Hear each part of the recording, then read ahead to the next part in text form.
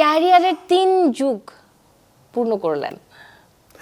হ্যাঁ, মানে স্রষ্টার দয়া, দর্শকের দোয়া, আর আমার চেষ্টা, আর আমার ডিরেক্টর প্রডিউসারের ভালোবাসা। আচ্ছা, ক্যারিয়ারের এই যে 3 যুগ পার করে ফেললেন, শুরুতে যেভাবে ছিলেন এখনো সেভাবে আছেন, মানে এইটার মূল মন্ত্রটা কি? এটা মনে হয় ভাগ্য, মনে হয় আসলে শোবিজটা এমন না ভাইয়া, অনেক মেধাবান, যার অনেক মেধা আছে তিনিও হয়তো বা সুযোগ নাও পেতে পারেন, আবার একটু কম মেধা লোকও অনেক সময় সুযোগ পেয়ে যান। তো আমি মনে করব যে যোগ্যতা তো লাগেই, বাট এটার মধ্যে মানে আমি তো দেখছি যে নসিব বেশি। শুরু থেকে যেমন জনপ্রিয়তা, ধীরে ধীরে আজকের দিনে এসে জনপ্রিয়তা আরো বেড়েছে আপনার। এটা মনে হয় সোশ্যাল মিডিয়ার একটা অবদান আছে, সেটা হচ্ছে তারা কোনো কিছু ভালো পেলে তো লিখে দেন, খারাপ পেলেও লেখেন বা শো করে দেন, তখন মানুষ জানতে পারে যে ও আচ্ছা ইনি এমন, উনি এমন, এগুলো জানতে পারে। সেই জায়গা থেকে মনে হয় সোশ্যাল মিডিয়ার যে অবদান, এটা অস্বীকার করা যাবে না, এটাই আর কি।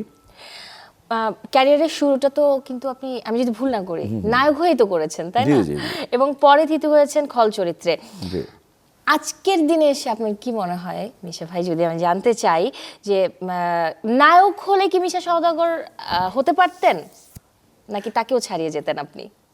আসলে এটা বলা যায় না, কারণ যেহেতু মানে আমি নায়ক হইনি সেটা আমি বলতে পারবো না, আর আমার এরকম কোনো লক্ষ্য ছিল না স্পেশালি নায়কই হব, কারণ ওইরকম নায়ক হওয়ার যে যোগ্যতা লাগে বা যে ফেশিয়াল যে ডিজাইনটা থাকে সেটা আমার নেই। কে বলছে নাই? কি বলেন আপনি? দক্ষিণের তারকাদের দিকে তাকান না ঠিক আছে, দক্ষিণ এবং ডিফারেন্ট। আপনার শুরুর সিনেমাগুলোতে আপনাকে যেভাবে দেখেছি, আপনি চাইলে নায়কও হতে পারতেন, কিন্তু আপনাকে আমরা খলনায়ক চরিত্রে পেয়েছি এবং সেটাও দারুণভাবে পেয়েছি। মানে এই জায়গাতে আপনার তুলনা নেই, এটা আমি একদম সাধারণ মানুষ দর্শক হিসেবে বললাম। না আসলে মানে যার জন্য যেটা ঠিক সেটা মনে হয় স্রষ্টা নির্ধারণ করে দেয়, তার মধ্যে দর্শকের যে অ্যাকসেপ্টেন্সই আমি পেয়েছি, মানে পরিচালকরা যেটা মনে করেছেন যে না, আমি যদি নেগেটিভ রোলস করি তাহলে এটার গ্রহণযোগ্যতা অনেক বেশি হবে, এবং তারা করিয়েছেন আমাকে এবং দর্শকরা ভালোবেসেছেন। তো আমি যেখানে আছি আমি দারুণ, মানে আমি দারুণ লাউড ভয়েস, মাশাআল্লাহ, এই কণ্ঠস্বর এবং ডায়ালগ থ্রোয়িং, এগুলোতেই কিন্তু আমরা মুগ্ধ হই যারা আমরা দর্শক হিসেবে দেখি। আমার একটা জিনিস ছিল মনে হয় তখন, তো শ্রদ্ধেয়, মানে শ্রদ্ধেয় এটিএম শামসুজ্জামান, শ্রদ্ধেয় আহমেদ শরীফ, শ্রদ্ধেয় রাজীব ভাই, শ্রদ্ধেয় হুমায়ুন ফরিদিরা ছিলেন, তারপর সাদেক বাচ্চু ভাইয়া ছিলেন, মিজু আহমেদ ছিলেন, নাসির খান ছিলেন, এরা তো অনেক বড় এবং ভালো অভিনেতা।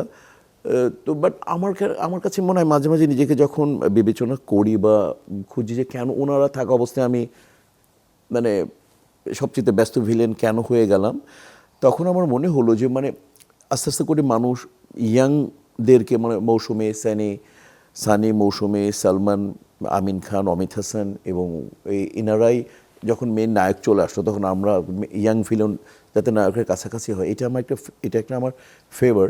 আর দ্বিতীয় কথা হচ্ছে যে মানে আমার মনে হয় আমার যে জিনিসটা দর্শক প্রথমে লুফে নিয়েছে সেটা হচ্ছে যে ক্ষিপ্রতা।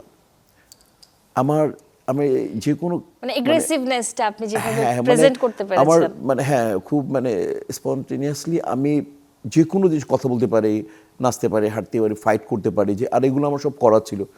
আমি ক্যারাটি ওস্তাদ জাহাঙ্গীর আলমের কাছে করা, নাচ আমার গ্রিপে ছিল, ফ্যাশন আমার গ্রিপে ছিল। তো সব মিলিয়ে আমার ডেলিভারি প্যাটার্নটা ছিল খুব এনার্জেটিক। তো ওই এনার্জিটা আমাকে প্লাস করেছে ওই সময় আমাকে, এবং আজ পর্যন্ত আমার ক্যারিয়ারে আমি বলবো যে আমার ক্ষিপ্রতার যে আমার এনার্জেটিক যে ফিলটা দিয়ে আমি কাজ করি, ওইটা মনে হয় আমাকে অনেক সহায় করেছে।